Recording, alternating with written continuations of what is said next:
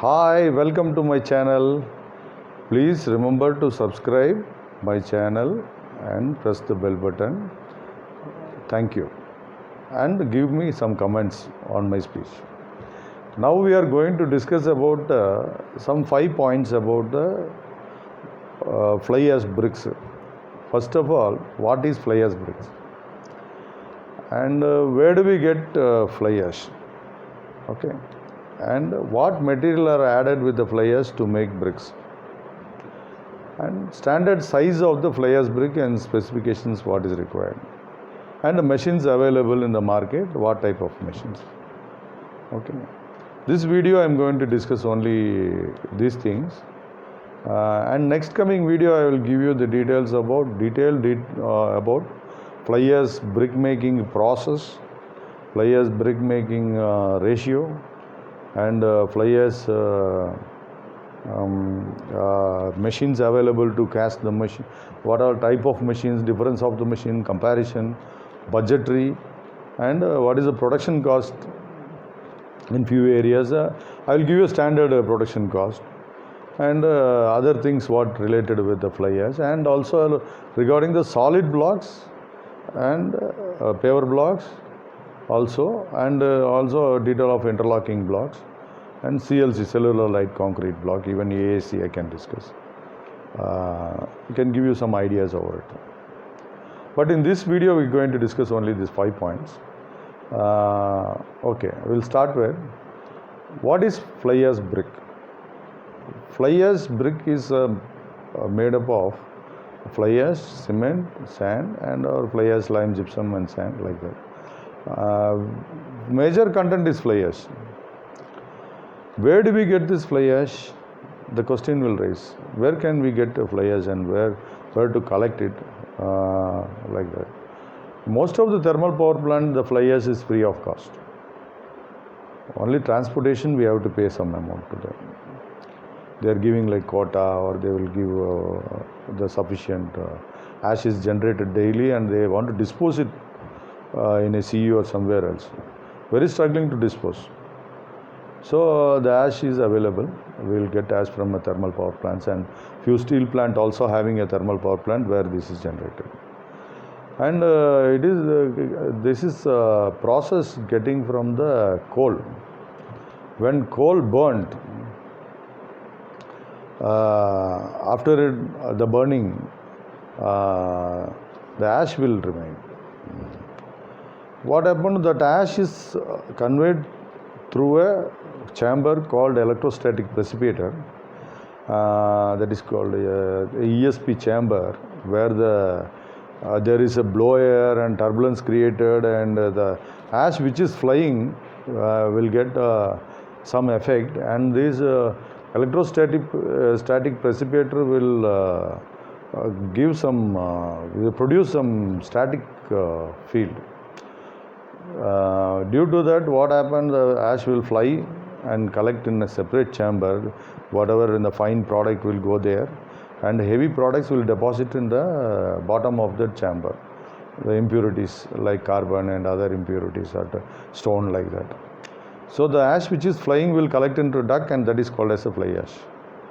That ash will go to the silo, and from there the bulker will convey the bulker will get the ash, and it will go to the cement industry or brick making plant, or any other place where the fly ash is used.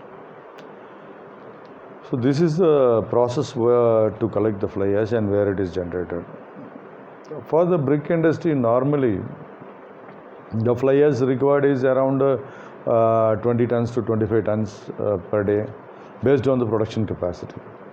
Minimum even 10 tons they are using the fly ash, like that, based on the production capacity. Now we came about this idea of the fly ash bricks, and where do we get the fly ash? These two things are over. The third point, what materials are added with the fly ash to make bricks? Fly ash mixed with lime. Major proportion is fly ash, nearly 50 to 60%. Remaining lime, gypsum, sand. Sand is costly, so we can use 50% quarry dust and 50% sand. Secondly, fly ash around 60%, cement and sand. Same, the sand we can use dust also. So these two are the proportion what normally manufactured, and they are using some different kind of ash where getting some other problem, but it has no binding capacity. The ash collected from the thermal power plants and where the ESP is there or in other source, we can that having a same cement property, so that can be casted into bricks. It is a very fine material. It's like a talcum powder, like fly ash. Color is in cement color. So these two proportion we can manufacture. Okay. And second and third, this one, standard sizes there. What is the sizes? Standard sizes for the brick is 9 by 4.25 by 3 inches. That is 230, 110 by 75 mm. Most of the states they are using this size.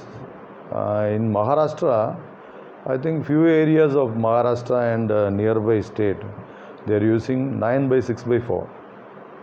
And in other places, I think in Chhattisgarh, Jharkhand, they are using 9 by 4 by 4.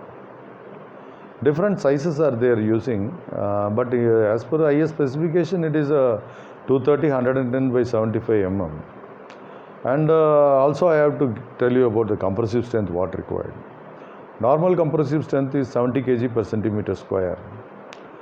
But I have come across a lot of companies, they have checked the compressive strength, and it is more than 100 also, 100, 150 like that.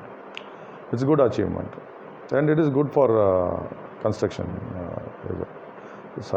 buildings, constructed buildings. So this are all the points what we are going, I have to explain, I want to explain you. And finally we will come to the machinery part. Sir, I know the detail of collecting the ash ware and all other things. Machines what we can do.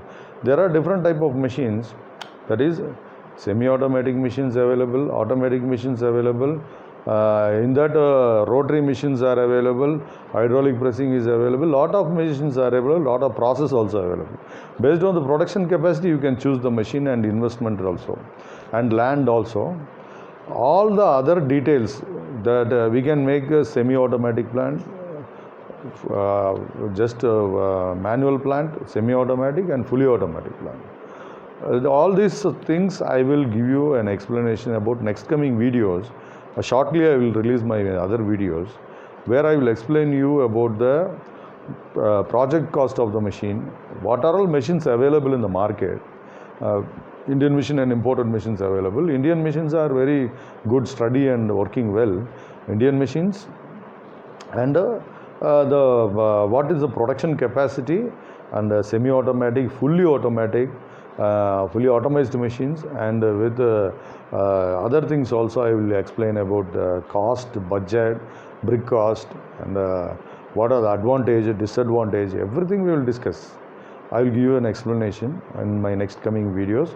Don't forget to subscribe my channel please, and press the bell button and give comments on the or my contact or my mail ID. Thank you for watching this video. Thank you. Bye.